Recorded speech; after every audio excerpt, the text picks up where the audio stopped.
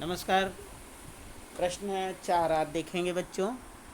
भी हमने दो वीडियो इसके पहले देख चुके हैं, जिसमें प्रश्न 4 का एक ये कोई दो प्रश्न रहेंगे और आपके 8 नंबर के। पहला क्वेश्चन है कि निम्न आकृतियों में x की वैल्यू ज्ञात कीजिए। तो मैंने आपको पढ़ाया था कि त्रिभुज के दो अंतःकोणों का योग ये जो बहिष्कोण है उसके मान के बराबर होगा, यानी 50 और 70 आप जोड़ेंगे तो इसकी और बराबर होगा x के, और 7 5 12 यानी कितना हो जाएगा 120 के।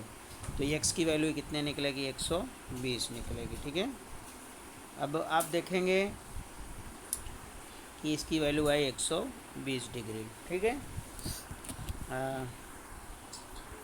अब यहाँ पर प्रश्न नंबर 2 है कि x y z के मान ज्ञात कीजिए। अब आप यहाँ देख रहे हैं कि जो ये 55 अंश बना है इसका सम्मुख कोण होता है 55 अंश, यानी जो 55 है इसका सम्मुख कोण या शीर्षाभिमुख कोण इस भी कह सकते हो, शीर्षाभिमुख कोण, शीर्षाभिमुख। तो इसका शीर्षाभिमुख कोण हो गया 55 अंश। ठीक है, अब इसके बाद जब हम इन दोनों का निकालेंगे रिलेशन, तो इन दोनों का जब निकालेंगे तो ये रैखिक बिंदु बना रहा है, यानी इन दोनों को जोड़ेंगे x प्लस वाई करेंगे तो वो 180 डिग्री के बराबर होता है। जबकि हमने यहाँ 55 निकाल दिया तो ये y बराबर कितना, y बराबर हम फिर यहाँ 55 बराबर 180।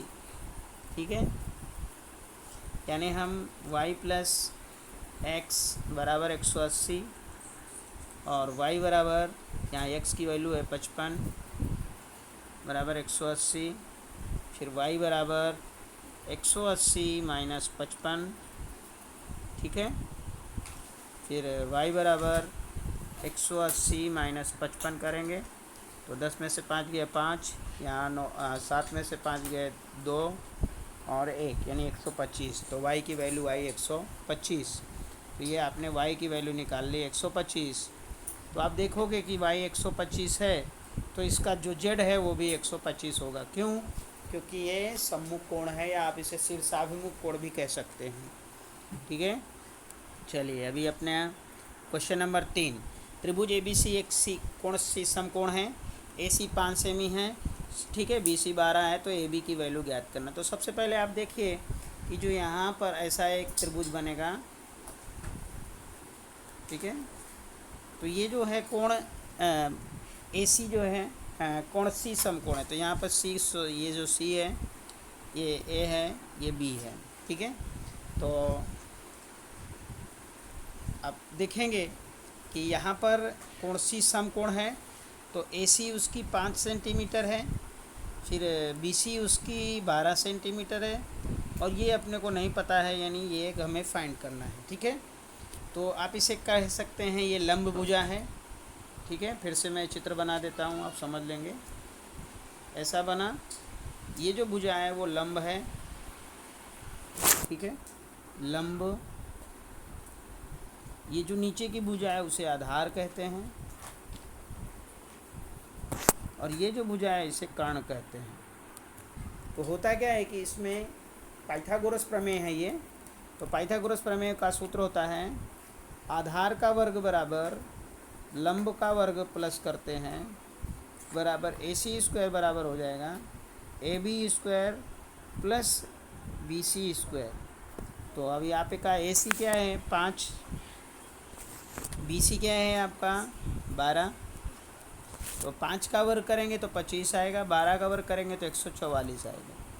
ठीक है, यानी 25 और 144 जोड़ दीजिए तो 5 4 9 और 4 2 6 और आया x1 69, यानी AC स्क्वायर बराबर आया वो 169। अब AC बराबर क्या, तो √169 निकालिएगा तो आपका आएगा 169 जो होता है वो 13 का वर्ग होता है, 13। तो 13 का वर्ग है, यानी इसका जो आंसर आएगा वो आएगा 13। तो आपकी जो भुजा होगी वो 13 सेंटीमीटर होगी, यानी AB जो है वो 13 सेंटीमीटर हो जाएगा। ठीक है,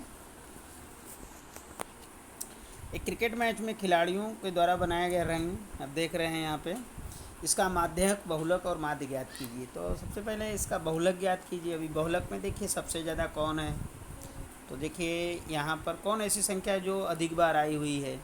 तो आप देख सकते हैं कि इसमें जो 10 है, ठीक है, और उसके बाद 15 है ना।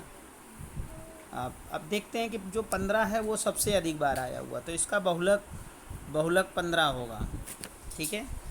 फिर माध्यक के लिए क्या करते हैं, माध्यक के लिए सबसे पहले इन संख्याओं को चढ़ते क्रम में लिखते हैं, ठीक है। तो सबसे पहले छोटी संख्या, इसमें जैसे 6 लिख दिया, फिर उसके बाद अगली संख्या इसकी हुई 8, फिर उसके बाद इसकी संख्या हुई 10, और कितनी बार है 10, कितनी बार है तो 2 बार, तो 10 10।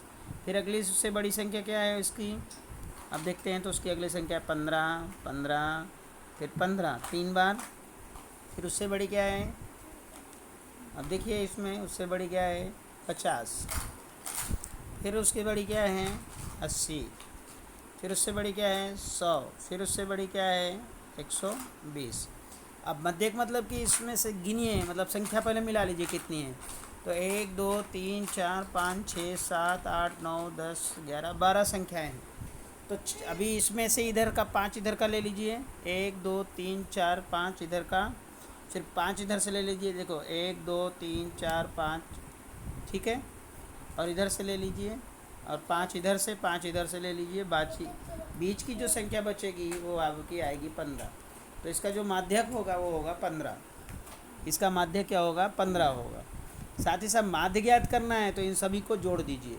जो अब औसत ज्ञात करते हो ना, औसत औसत कक्षा 5 में आपने सीखा होगा, दी गई संख्याओं का जोड़ बटे में कुल संख्या, तो उसी तरह से औसत को ही हम माध्य कह सकते हैं।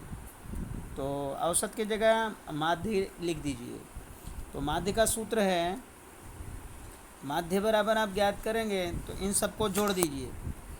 जैसे 6 + 15 + 2 120 + 50 + 100, ठीक है, +80 + 10 + 15 + इन सबको जोड़ दीजिए। और जोड़ने के बाद जितना आए उसको अब गिनिए कितनी बार में संख्या आई है, आपकी संख्या कितनी बार में है, ठीक है। अब आप देखिएगा कि ये कितनी है, तो 1 2 3 4 5 6 7 8 9 10 11, ये संख्या 11 है, ठीक है। इसको जोड़ देना, जोड़ने के बाद उसको भाग दे देना, किससे 11 से, कितना है उसे भाग देना, ठीक है। अब अगला कि एक डिब्बे में 6 कंचे हैं, और अब देखिए 6 कंचे, तो जैसे कि 1 2 3 4 5 6 कंचे। अब सवाल नंबर 1 की संख्या 2 वाले कंचे आए, तो देखो 2 वाला कंचा ये है, तो कितनी संभावना होगी 2 अंकों से, है ना।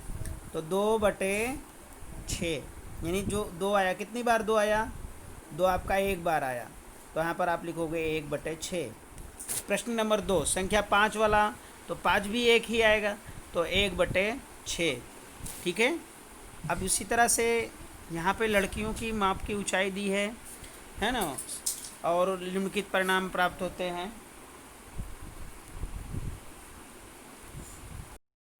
तो इसका पहला प्रश्न बनेगा, आपका प्रश्न ये बनेगा कि सबसे लंबी लड़की कौन है, सबसे लंबी लड़की। अब देख लीजिए इसमें सबसे लंबी कितनी है 151, तो आप लिख दीजिए 151 सेंटीमीटर। इसका दूसरा क्वेश्चन बनेगा, दूसरा क्वेश्चन ये बनेगा कि सबसे छोटी लड़की की लंबाई क्या है। तो सबसे छोटी लंबाई, तो सबसे छोटी इसमें देख लीजिए क्या है। अब आप इसमें देखेंगे तो आपका सबसे छोटा इसमें आ रहा है 132, तो 132। फिर आप देखिए कि इन आंकड़ों का परिसर क्या है, ठीक है। तो इनका आंकड़ों का परिसर भी बच्चों ज्ञात करना है। तो परिसर आप क्या समझते हैं परिसर से, तो परिसर में सबसे बड़ी संख्या, इसमें देखिए सबसे बड़ी संख्या कौन है, तो इसमें सबसे बड़ी संख्या 151 है, फिर सबसे छोटी देखिए कितनी है, तो 128 है। अब इसको घटाव कर दीजिए, तो 11 में से 8 गए 3, और यहाँ 4 में से 2 गए 2, तो इसका परिसर आया 23। ठीक है। फिर उसके बाद जो अगला क्वेश्चन बनेगा इसमें कि लड़कियों का माध्य ज्ञात कीजिए, यानी इसका माध्य ज्ञात कीजिए।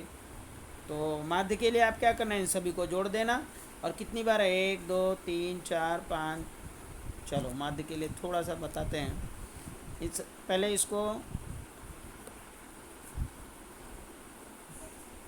प्लस कर देना, plus plus plus plus plus plus plus plus, बट्टे में कितनी बार है, देखो 1 2 3 4 5 6 7 8 9 10, तो बट्टे 10 करना। जितना है, मान लो आपका आया 500, 500 भागे 10 करना, तो 0 0 कट गया, तो यानी 50। मतलब मान लो, ये है नहीं, आप मान लो जितना है आप लिख सकते हैं। ठीक है। ओके, अब आप रिवीजन करिएगा। जय हिंद, वंदे मातरम।